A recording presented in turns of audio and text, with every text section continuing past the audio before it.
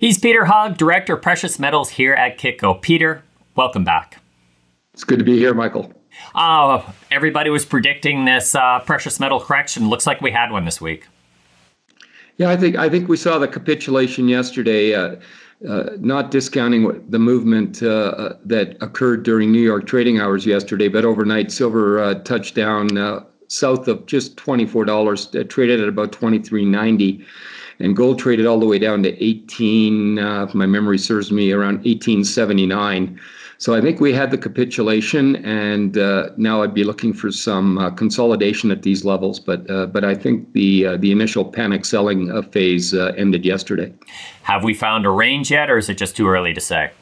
I think it's early. I want to see if gold can consolidate here around the 2011 high, which was 19 and a quarter. And, if silver can hold sort of the 25 range, which I think it will, I'm still very bullish this market. Absolutely nothing has changed since yesterday, unless you believe that Putin has the magic cure and he's going to give it to North America. And obviously the world currently is skeptical on that. But taking Putin's comments out of the equation yesterday, other than this market was just frenetic and a little manic on silver's run up to $30 and gold's run up to almost $2,100, a little too quickly, in my opinion. When the profit taking set in, it was just a very small door, everybody trying to get out. And then as the markets moved lower, people that were in at higher prices were getting margin calls in the afternoon, just accelerated the selling. So I think it's cleaned itself out. But again, I'd like to see some consolidation between now and the end of the week at these levels. And then I think the uptrend will continue again next week. The bit of news that we have had is Congress looks like it's not going to be able to pass a stimulus. There's something that the White House is doing right now. There has been mixed reviews, to say the best, regarding what Trump administration has been able to do outside of Congress. But if there is going to be a stimulus, that looks like that's going to be a couple of weeks out. What do you see that being the impact on the larger market and precious metals? Again, my signals aren't so much on the metal side. I'm looking at the equity market, and so far they're shrugging it off. They think something is going to be done. Otherwise, I don't think you'd have the Dow up in two consecutive. Yesterday it dropped right at the close, but this morning or by the close today, we're up almost 300 points. So there's no fear yet there. That doesn't mean that that's also not sort of in a bubble and manic stage.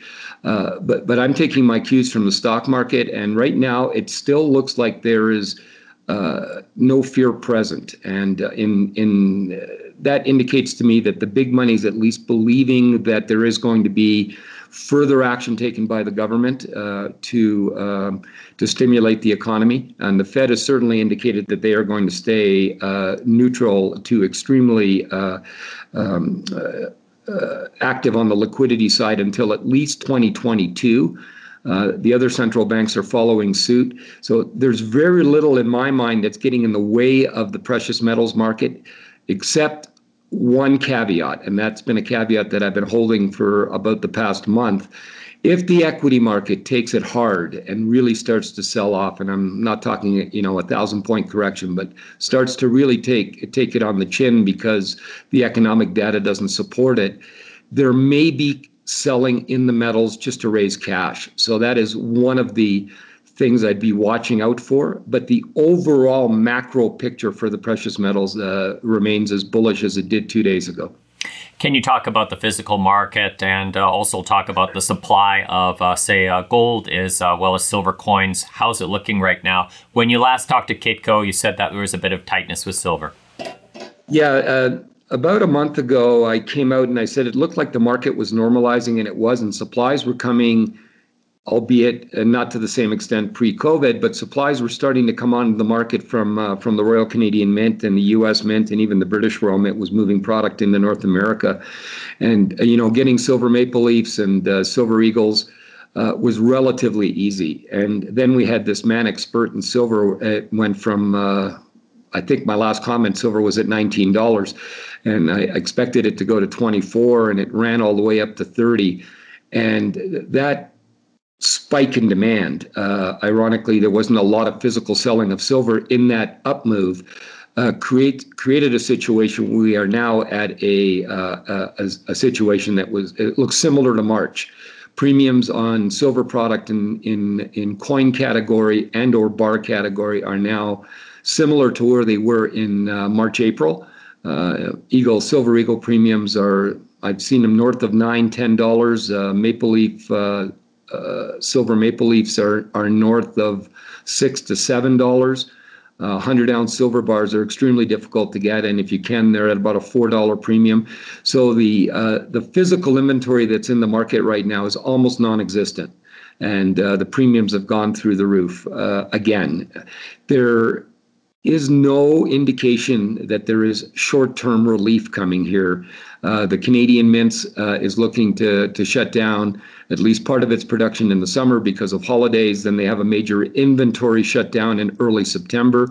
So that's going to impact production. So as long as silver stays in this range and doesn't go south of 20, I think that the demand from the retail investor on physical silver is going to keep this market tight and keep premiums elevated. And I don't see any relief on that till maybe the fall. Some of the precious metal bulls I've been talking to have been pointing to a lost man within this group, and then that would be platinum. You've had 7-year highs for silver within the last handful of weeks, and obviously all-time highs with gold. You're still looking, though, at platinum being in the low 900s when it traded north of 2,000 when we got our peak back in 2011. Is there anything that looks good around platinum right now? Do you see it gaining momentum and then joining the rest of the precious metals? Well, about a couple of months back, when platinum was trading, again, if my memory serves me right, in the sort of low 700s, our target on it in the short term, notwithstanding what's just happened with gold and silver, was $1,000. We hit that target about a week ago, and platinum's fundamentals from an industrial perspective have been greatly impacted by the switch to palladium. Palladium at around March, April dropped all the way down to $1,600. It's trading back up at $2,300. Rhodium dropped all the way down to $4,000 an ounce, maybe slightly below that. Today the offer in Europe was $11,000 on rhodium. So, rhodium is almost at pre-COVID highs again.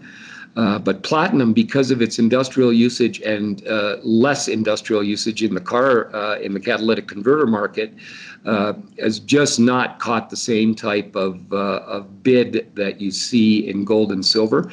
I think platinum in the low 900s is inexpensive. And if gold now can consolidate and again rise above $2,000 and silver again starts moving higher, I think platinum at $1,200 would be a viable target within the next 6 weeks. Will we see platinum ever surpassing gold?